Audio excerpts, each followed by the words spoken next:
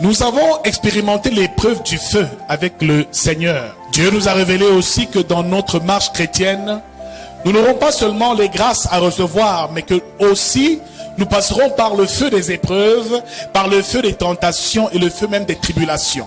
Nous avons vu que Jésus a préparé les disciples aux épreuves et leur a dit, je vous envoie comme des brebis au milieu des loups. Ce qui veut dire que Jésus savait parfaitement que les disciples allaient avoir des obstacles durant leur marche avec Dieu. Qu'ils auraient eu des tribulations durant leur ministère et leur mission. Ce qui veut dire que tout chrétien doit jouir de la grâce de Dieu, mais doit aussi apprendre à se préparer aux épreuves. Nous avons vu que l'épreuve est un langage divin. L'épreuve est permis par l'Éternel dans le but de nous fortifier, dans le but d'asseoir notre obéissance, notre amour et notre fidélité.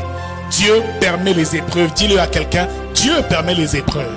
Dieu permet les épreuves dans la vie de ses enfants dans le but de les amener à l'obéissance, car beaucoup viennent à Dieu parce qu'ils ont traversé des épreuves. Très souvent nous venons à l'église et nous rencontrons souvent le Seigneur à des périodes sombres de notre existence. Si tu n'avais peut-être pas été malade, si tu n'avais pas eu de problème financier, si tout allait bien pour toi, peut-être que tu n'aurais pas fait cette rencontre. L'épreuve est souvent le moyen par lequel Dieu invite ses enfants à entrer et à demeurer dans sa présence, à marcher dans l'obéissance au nom de Jésus-Christ. Bien-aimé dans le Seigneur, regarde devant lui, quel problème t'a amené à l'église? Quelle situation tu traverses? Quelle épreuve t'a amené ici? Et généralement, c'est souvent le langage de Dieu. Car voyez-vous, quelquefois nous accusons le diable de bien des choses. Mais il y a des épreuves que Dieu permet dans le but de nous inviter dans sa présence. Dans l'affliction, dans la douleur, dans l'épreuve, dans le manque. Bien-aimé dans le Seigneur, Dieu nous communique sa volonté. Dans chaque épreuve, il y a toujours un enseignement et une leçon que Dieu veut nous donner. Alors, au lieu de te concentrer sur la situation que tu traverses, nous avons dit qu'il est important durant l'épreuve de demander au Seigneur, qu'est-ce que tu veux m'enseigner au travers de cette épreuve? Nous passons notre temps à nous concentrer sur ce qui ne va pas, sur nos situations, à nous plaindre, Seigneur, je suis malade, pourquoi est-ce que je suis malade? Seigneur, j'ai des blocages, pourquoi je suis bloqué? Seigneur, je suis dans le célibat, pourquoi est-ce que je n'ai pas encore d'épouse? Bien-aimé, nous posons beaucoup de questions au Seigneur, mais pendant l'épreuve, c'est la chose à ne pas faire. Surtout pas faire, car ton attitude pendant que tu traverseras l'épreuve déterminera le temps que tu passeras dans l'épreuve. Ton attitude pendant que tu traverseras le désert déterminera le temps que tu passeras au désert. Le peuple d'Israël est sorti d'Égypte et Dieu l'a emmené au désert. Il a erré 40 années parce qu'il n'avait pas la bonne attitude. Bien aimé, pendant l'épreuve, il faut avoir la bonne attitude. En réalité, l'épreuve a pour but de ramener le cœur des enfants de Dieu à l'Éternel. Pour que tu ne l'adores pas seulement du bout des lèvres, parce que Dieu t'a délivré, t'a sorti des situations, tu le sers. Mais est-ce que dans l'épreuve, tu vas encore le servir? Ton amour pour Dieu sera mis à l'épreuve, mais aussi ta foi. Pendant l'épreuve, beaucoup de chrétiens quittent l'église. Pendant l'épreuve, certains même rétrogradent, cessent de mener une vie convenable. Pendant l'épreuve, très souvent, ta véritable nature se révèle, car l'épreuve du feu révèle réellement tes sentiments. Bien-aimé dans le Seigneur, ce n'est qu'au moment où tu aimeras l'Éternel de manière désintéressée, sans même rien attendre en retour, que le miracle commencera pour toi, au nom de Jésus. Car il y a une différence, nous l'avons dit, entre les bénédictions de l'Éternel et l'Éternel lui-même. Est-ce que tu aimes les bénédictions de Dieu ou tu aimes Dieu lui-même? Pose la question à quelqu'un. Aimes-tu Dieu ou ses bénédictions? Parce qu'il y a une différence entre Dieu et les bénédictions de Dieu, entre l'Éternel et les bénédictions. Bien-aimé dans le Seigneur, celui qui a Jésus vit permanemment sous la grâce. Bien-aimé, ça ne sert à rien de chercher Jésus, de chercher les bénédictions que Jésus peut t'accorder sans avoir accepté véritablement Jésus dans ton cœur, sans l'avoir aimé, sans avoir commencé à mener une vie qui l'honore, sans véritablement le rencontrer. Beaucoup sont bénis, mais n'ont jamais rencontré Jésus. Bien-aimé, en temps d'épreuve, tu rencontreras le Seigneur. Alléluia. Actes chapitre 16, du verset 19 au verset Le 26. Les maîtres de la servante, voyant disparaître l'espoir de leur gain, se saisirent de Paul et de Silas et les traînèrent sur la place publique devant les magistrats. Bien-aimés dans le Seigneur, pour comprendre le contexte, parce que le texte doit être compris dans son contexte. Il nous parle ici de voyage missionnaire de l'apôtre Paul, qui est devenu disciple du Seigneur Jésus-Christ et qui, avec Silas, parcourait effectivement le territoire de Philippe. La Bible nous fait comprendre que dans le district de Macédoine, ils ont logé chez une servante appelée Lydie, qui a désiré qu'elle habite chez elle. C'était des hommes de prière qui avaient consacré leur vie à servir Dieu et qui allaient de ville en ville, de lieu en lieu, répandre la bonne nouvelle du royaume des cieux. La Bible nous fait comprendre que sur leur chemin, ils ont rencontré une femme qui était habitée et possédée par un esprit de python. Cette femme avait des maîtres. Elle était donc une esclave qui faisait ce qu'on appelle la divination. Alors, après 3 jours, Paul a chassé cet esprit de python qui habitait cette femme, et les bourreaux, les magistrats et les hommes, les maîtres, dont pour moi, de cette femme se sont fâchés. Ils ont tout de suite saisi Paul et Silas. Ils les ont amenés sur la place publique rencontrer les magistrats et leur dire que ces hommes prêchent une autre doctrine qui n'a rien à voir avec la doctrine que nous avons ici, avec nos traditions, avec nos coutumes. Paul et Silas ont accompli quelque chose de bien parce qu'ils ont délivré une femme qui était possédée. Que ferais-tu si, à cause d'un bon acte que tu as causé, tu te retrouves dans les problèmes et dans des situations difficiles? Parfois, de nos jours, certains chrétiens ne veulent plus aider d'autres parce que je peux t'aider et ça se retourne contre moi. Alors, Paul a fait ce qu'il devait faire, délivrer cette femme. Ces hommes voyaient seulement le gain qu'elle procurait, mais ils n'avaient pas le souci de l'état et du salut de son âme. Paul et Silas ont fait ce qu'ils devaient faire, mais la Bible nous fait comprendre qu'ils ont été tirés de force et ils ont été battus de verges. Ils ont été fouettés et par la suite ils ont été jetés en prison. Paul et Silas étaient eux aussi en train de traverser une épreuve. On peut dire qu'on peut être enfant de Dieu. On peut être rempli de l'onction du Saint-Esprit. On peut accomplir des miracles. Cela n'empêche pas que l'on passe par des épreuves. Cela n'empêche pas que nous soyons persécutés par l'adversaire. Car notre adversaire, le diable, rôde comme un lion, rugissant, cherchant qu'il dévorera. Bien-aimé dans le Seigneur, tu peux marcher dans la sanctification. Tu peux ne pas pratiquer les adultères, l'impudicité, le mensonge, le vol, être juste devant Dieu, mais quand même être persécuté. Bien-aimé dans le Seigneur, l'épreuve, c'est pour tout le monde.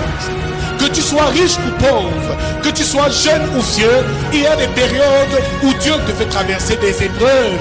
Bien-aimé dans le Seigneur, ici, Paul et Silas savaient que l'épreuve était déjà en train de s'effectuer et de s'accomplir. Le problème ici, c'est que malheureusement, beaucoup ne savent pas comment est-ce qu'ils doivent gérer le temps d'épreuve. Et parfois ignorent même que c'est Dieu qui est en train de les éprouver, ou qui permet cette épreuve dans le but d'accomplir quelque chose. Bien-aimé dans le Seigneur, quand Dieu permet une épreuve dans ta vie, c'est parce qu'il veut que tu passes à une étape supérieure. Quand Dieu permet une épreuve dans ta vie, une situation difficile que tu traverses, quand tu marches dans la justice et dans la vérité, c'est que Dieu veut t'amener dans les hauteurs. C'est qu'il veut te faire rencontrer ou découvrir quelque chose, il veut t'enseigner quelque chose, ou alors il veut travailler un caractère en toi. Amen. Bien-aimés, nous marchons et nous pensons que nous sommes souvent parfaits. Mais très souvent, beaucoup de chrétiens sont souvent remplis d'orgueil. Alors très souvent, pour briser l'orgueil qui est en toi, Dieu passe par les épreuves. Dieu te brise. Dieu t'abaisse. Car la Bible déclare que Dieu résiste aux orgueilleux et il fait grâce aux simples. Pour t'apprendre l'humilité, Dieu peut te faire traverser des épreuves terribles. Malgré les bonnes études que tu as faites, malgré l'intelligence que tu as, tu ne trouves pas de travail.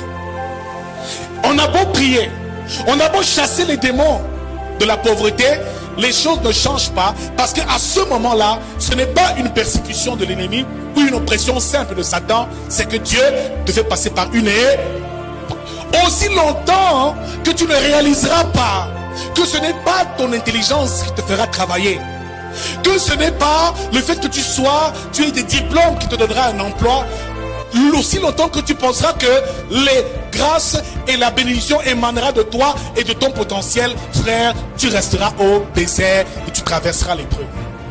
Tant que tu ne découvres pas et que tu ne réalises pas que ce n'est pas l'intelligence qui donne le travail, mais la bénédiction de l'Éternel. C'est Dieu qui bénit. Aussi longtemps que tu penses que parce que tu es belle et que tu as une bonne taille, tu as un beau sourire, les hommes seront à tes pieds, tu te marieras, ma soeur, tu risques de demeurer dans le célibat. Parfois le célibat, ce n'est pas l'œuvre du diable. Dieu veut te briser pour te montrer que ta beauté n'est rien. Le Seigneur veut te briser pour te dire que ce sur quoi tu comptes est éphémère et que tu ne dois t'appuyer sur rien d'autre que lui et lui seul. Frère, sœur, quelquefois, lorsqu'on traverse les épreuves, la chose qu'il faut faire, c'est qu'il faut, nous l'avons dit, s'humilier devant la face de Dieu. Car Dieu résiste aux orgueilleux, il fait grâce aux saints. Aussi longtemps que tu restes trop fier et que tu as une trop haute estime de toi-même, frère, Dieu ne t'élèvera jamais. Pour que Dieu t'élève, il faut que tu t'abaisses. À un moment, tu vis une vie spirituelle très stable. Tu accomplis beaucoup de grandes choses. Tu accomplis des miracles. On t'appelle aujourd'hui grand prophète des nations. Ou alors grand exorciste, je ne sais trop quoi. À un moment, l'orgueil commence à envahir ton cœur. Mon frère, à un moment de ta vie, toi-même, tu es frappé par une petite maladie. On dit, le prophète là, qui fait tous ces miracles, est malade. Comment est-ce possible? Bien-aimé, par ce genre d'épreuve, Dieu veut te faire comprendre que même si tu es prophète des nations, tu restes un homme. Tu restes un homme. Et que toute grâce excellente et toute bénédiction qu'on obtient vraiment dans notre existence émane de Dieu, de sa bonté. Tout ce que tu as vient de lui. Les dons spirituels que tu as, la beauté que tu as, la sagesse qu'il t'a donnée, l'énergie que tu as, mon frère, rien n'émane de toi. Ce n'est ni ta force, ni ton intelligence qui te permet d'obtenir toutes ces choses. C'est la grâce de Dieu dans ta vie. Frère, voilà parfois les raisons pour lesquelles Dieu nous épreuve. Parfois, quand tu résistes à l'épreuve, Dieu augmente l'intensité du feu. Quand tu te prives d'argent dans l'épreuve, tu n'as pas l'argent malgré tout ce que tu fais. Toi, tu vas t'endetter. Plus tu t'endettes, plus la pauvreté te suit. Tu commences à avoir des crédits partout. Parce que tu ne veux pas comprendre et donner à Dieu la place qui lui est due. Frère, dès cet instant, comprends, réalise que l'humilité précède la gloire. Paul et Silas étaient donc ici en prison. La Bible déclare que les deux ont été enfermés. Ils n'ont pas résisté. On ne résiste pas à l'épreuve. On résiste à la tentation, mais on ne résiste pas à l'épreuve. On se soumet à l'épreuve, mais aussi on la brave. On la surmonte. L'épreuve doit être surmontée. Épreuve après épreuve, Dieu doit te conduire au sommet. C'est le moyen par lequel Dieu bâtit ses disciples. Si en ce moment tu vis une vie pieuse et que tu as des problèmes, des épreuves, et malgré les prières, ça ne change pas, mon frère, c'est que c'est une épreuve par laquelle tu es en train de passer. Cesse de chasser Satan à tous les niveaux. D'aller d'église en église chercher les miracles. Le miracle, c'est le jour où tu vas t'agenouiller et te présenter à ton Dieu. Tu dis, Seigneur, je ne connais qu'avec mes forces, je ne peux rien. Tu te soumets, nous avons dit. Tu bénis le nom de Dieu par la suite, numéro 2, nous avons dit. Tu rends grâce à Dieu dans ta situation. Frère, quand tu commences à le faire, ta vie commence à changer et les choses commencent à se mettre en place. Tu parviens à dépasser cette épreuve. La Bible déclare ici, au verset 24, que le joaillier, ayant reçu cet ordre, les jeta dans la prison intérieure et leur mit les cèpes aux pieds. Ce qui veut dire, après avoir été fouetté correctement, après avoir été battu de verges, après avoir été saisis comme des voleurs, Bien-aimés, ils n'ont pas résisté. Ils ont été mis en prison et ils ont été enchaînés. Les mains enchaînées, mais aussi les pieds enchaînés. Je suis sûr d'une chose, c'est que si toi on t'avait arrêté pour un bon acte que tu aurais posé, tu te serais justifié, n'est-ce pas? Tu aurais dit non, moi je faisais une bonne œuvre, cette femme était possédée, et tu allais tout dire. Ah, frère, ils n'ont pas résisté.